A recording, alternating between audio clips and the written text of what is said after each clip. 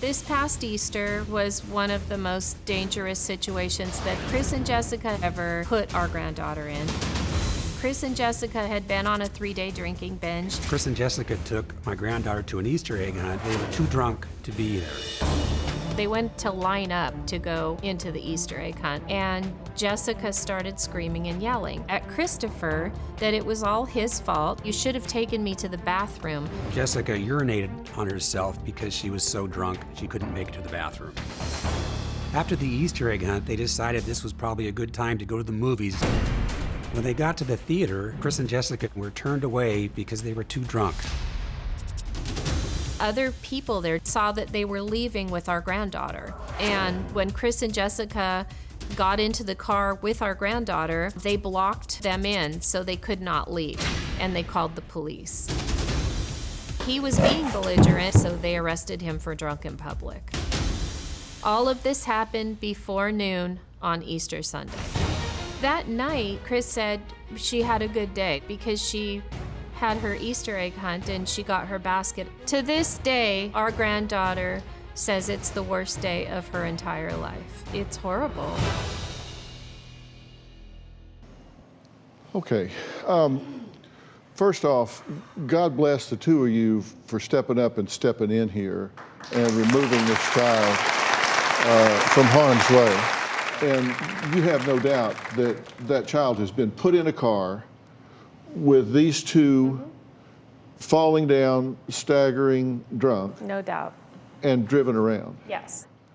You actually built an apartment for them to move onto your property. We did. Actually, when our granddaughter was born, they moved in with us, and shortly after that, we started building the apartment. Now, this apartment that you built, what kind of shape was it in when you decided to move them into the house?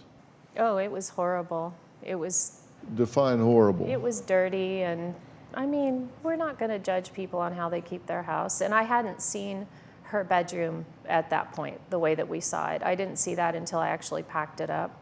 But what did you find when you packed it up? I found the little porta toilet that was full. Soiled diapers. Yeah, diapers and pull-ups. When you say the little, it's a potty chair, right? It's one of those little potty training chairs. And what did you find? What was the I found it condition? completely full. I mean, like where it was hard to walk it out without it spilling, completely full and moldy. But it had been several weeks since they had moved out, so I'm sure that might be why it was moldy, but there's no way that she did that in one night.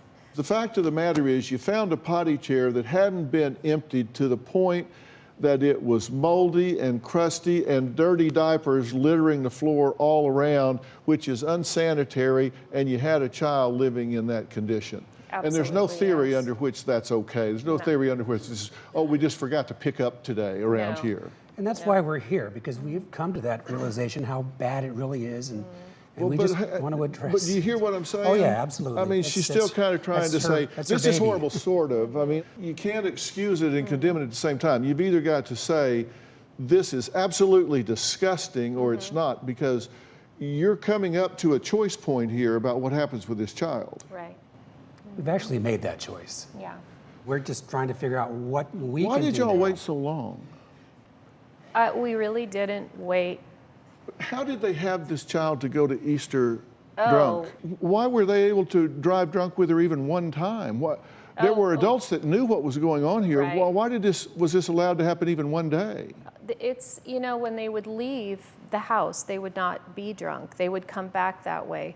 And that's when we finally stepped in. Do you have a story or a question for me? Click the link in the description and tell me what in the world is going on.